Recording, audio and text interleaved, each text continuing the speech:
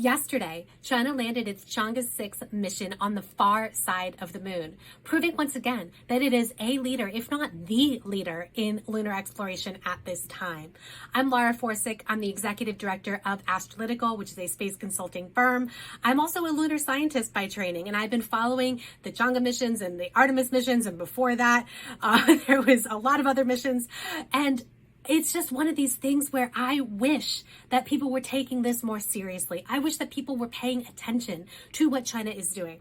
I was recently on a panel where someone in the audience suggested that China is copying NASA in terms of its lunar missions. And I called him out. I said, no, that's just not true, because China is paving its way and China is surpassing the United States in some areas of lunar exploration.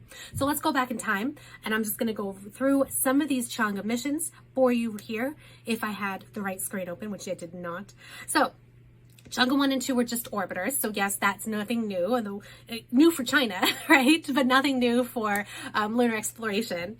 Chang'e 3 was the first lander that China attempted, and it was successful. Chang'e 4 is the first mission to successfully land on the far side of the moon.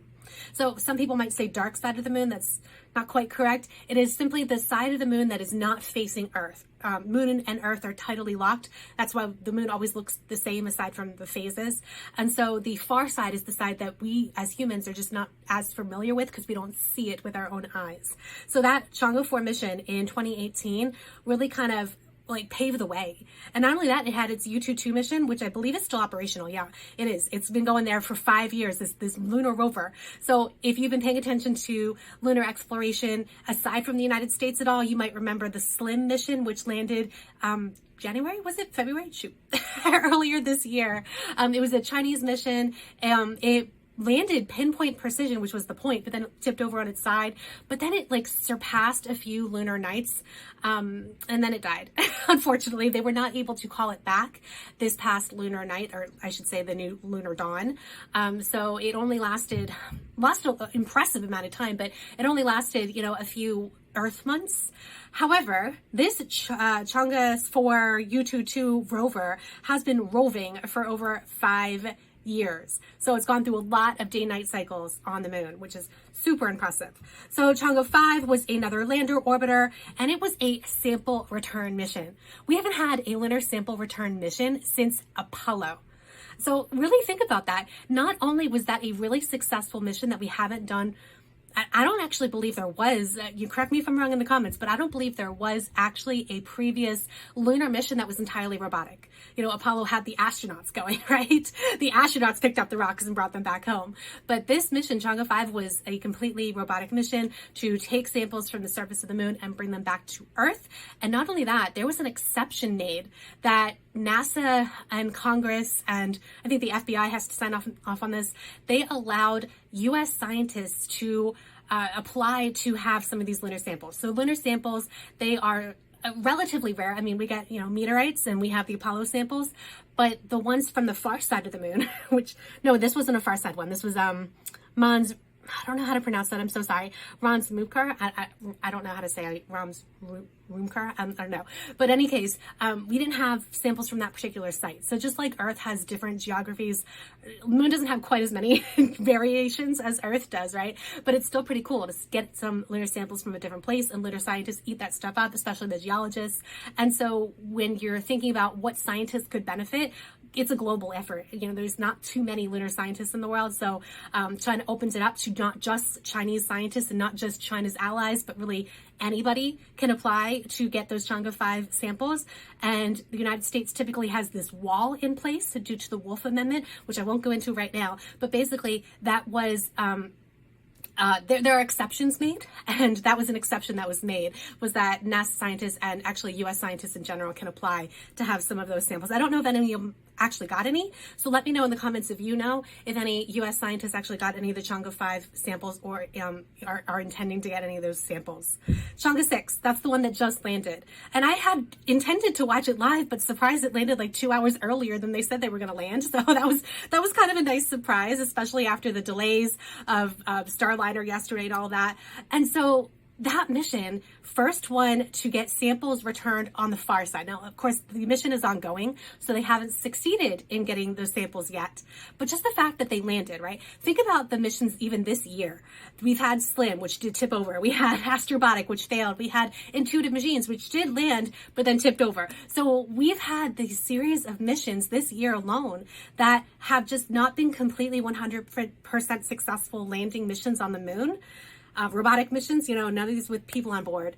And here we are, China, boom, knocking it out of the park once again. And I was quoted actually in a news article by National News that say that it was an ambitious mission, yes, but I think that China's going to do it. So they landed, and I think they're going to have no problems getting those samples back to Earth.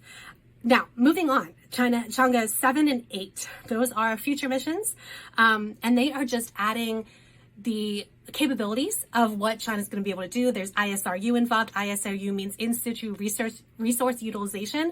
So that is using the dirt and dust. So not just taking samples from the moon and bringing it back to Earth, which is good for science, but actually using the science that's there, or usually using the materials that's there for not just science, but also for building a lunar base. And here's where China, in my opinion, surpasses what the United States and its allies are planning to do. Because here we have the International Lunar Research Station, which is China's mission starting 2031-ish. Yes, it'll probably be a little bit delayed, but probably not much delayed. They intend to actually have a lunar base. And that to me is just incredibly exciting, because that's something that the Artemis program is saying it wants to do, but there are no concrete plans. We don't have Artemis number is going to do a lunar base. We don't have that. We have the general idea of an Artemis base camp, but we do not have significant funds, and we do not have an architecture, and we do not have a timeline in place for Artemis base camp. Now, you can argue that Artemis base camp is going to be more involved. It's going to be a larger international partnership. It's going to be more sustainable. It's going to be hopefully permanent.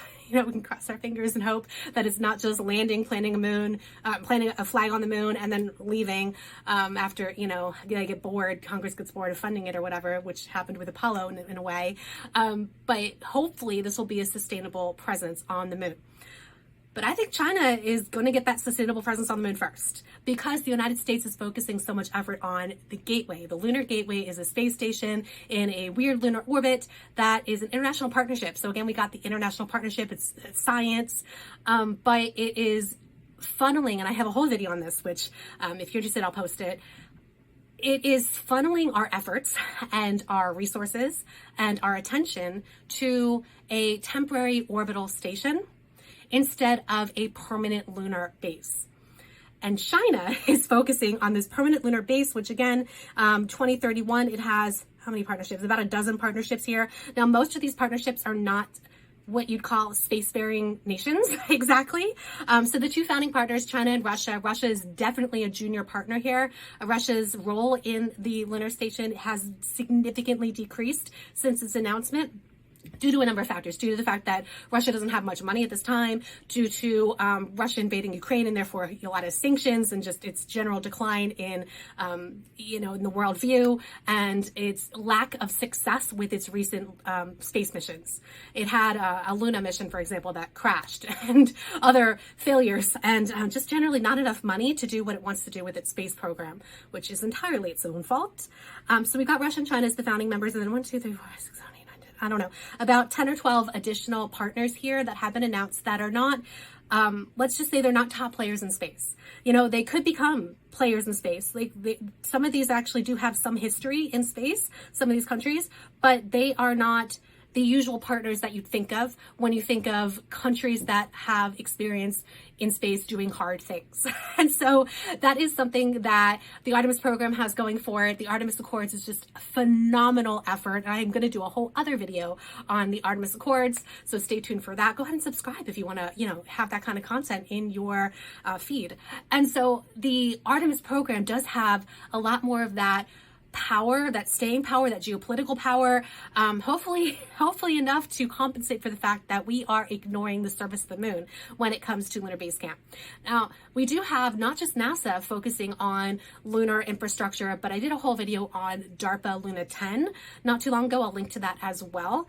And so DARPA is a Department of Defense agency. So the Department of Defense is getting a lot more money and attention right now. I'd say the entire space industry over the past year or so has really been kind of shifting more of their attention and focus on the Department of Defense, the U.S. space industry in particular, I'm sorry, simply because there's more funding available compared to NASA, which is really financially constrained at this time. So what we're seeing is that NASA's doing what it can with the Artemis program, and it's not its fault that Congress is really constraining the budget at this time. I mean, there's arguably a lot we can talk about with SLS and Orion, and I'm just not going to get into it in this video. But my point is that there is money and there is attention going towards some of these really important basic infrastructure issues, which are so overlooked, but are crucial. So hopefully the attention on the infrastructure, the attention on the basics will make up for the fact that we are not at all paying attention to Artemis Base Camp at all at this time, where China is coming in and like really focusing their efforts on the International Lunar Research Station. I'm just going to go look ahead here to see first crewed lunar mission for China 2019 to 2030 is what at least has been announced. Again, it might slip a year or two, but you can really see that Artemis 3, which is currently it's currently on the schedule to, surpass, get there first. And I think even though it's going to be delayed, I think it'll get there before 2019. I'm sorry, my gosh, what am I saying? I think it'll get there before 2029. So I think that Artemis 3, the first return to the surface of the moon with humans on board, will happen before China gets their first astronauts on board, or taikonauts, or whatever you want to call them. So I do believe that NASA is going to send astronauts to the surface of the moon first. And we might even get 2 missions in there. We might not, it might be Artemis 3 and 4 that happens before China does. But just because you're the first to do something does not mean you're going to ultimately win out.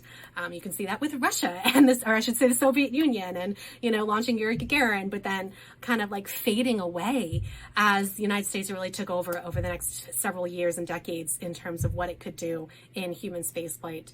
And so if you're watching this and you've got any kind of influence in what happens with human exploration, lunar exploration, Artemis program, I really think that you should be paying attention to China because they are doing things. And as a lunar scientist, I applaud what they're doing. I think it's fantastic, but you cannot make the mistake that China is just trailing the United States, because it's not. It is paving its own path, and we as Americans and we as, the Western world need to pay attention. And I'm cheering them on because I really love the science that they're doing. I think it'd be really super exciting to have 2 separate lunar base camps, however you want to call that. We've got issues in terms of non-interference and, the Artemis, Artemis Accords, yes, but also the Outer Space Treaty. That's a whole separate video. I can get into that if you want me to.